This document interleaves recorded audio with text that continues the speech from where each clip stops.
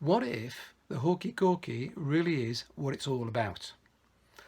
Also, if somebody has a multiple personality disorder and if they threaten to kill themselves, is that classed as a hostage situation? And finally, Superman.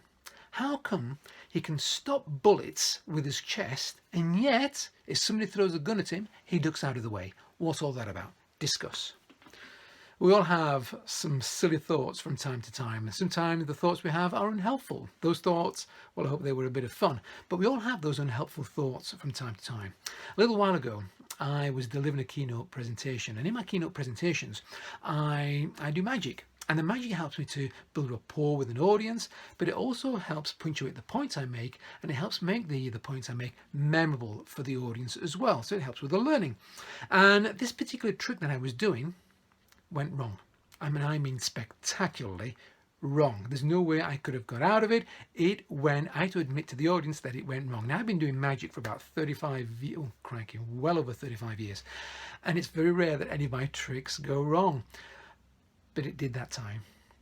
And at one time, I would have beaten myself up for days after that.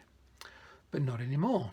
Now I'll go through a little process that helps me to get over that feeling of disappointment. And I ask myself 4 questions. Now, there are 2 questions that are quite common, and there are 2 questions that are new that nobody else, I think, actually talks about. But these are the 4 questions that I ask myself, and they might be useful to you. So if you find yourself feeling a little disappointed, or if something goes wrong, you feel that you're about to beat yourself up, ask yourself these 4 questions. First question is this: did I do everything that I could have done?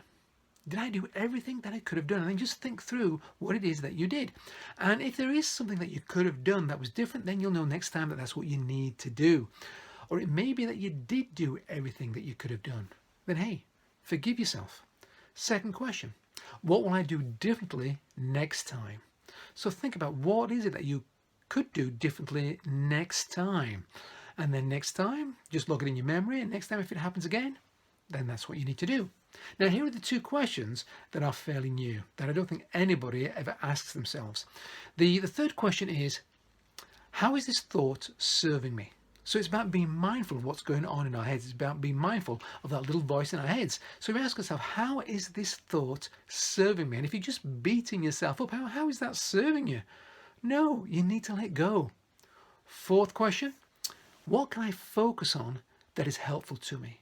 What can I focus on that is helpful to me? What is it that I can focus on that is positive?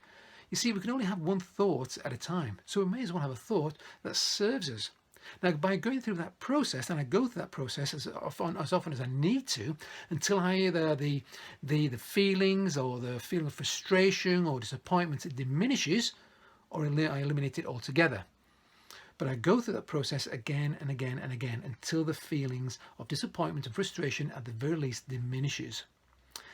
By the way, talking of mistakes, I made another mistake last week. I accidentally spilt spot remover on my dog. And now he's vanished. Get it? Spot remover on my dog. And now, until next time, stun the world. Be astonishing.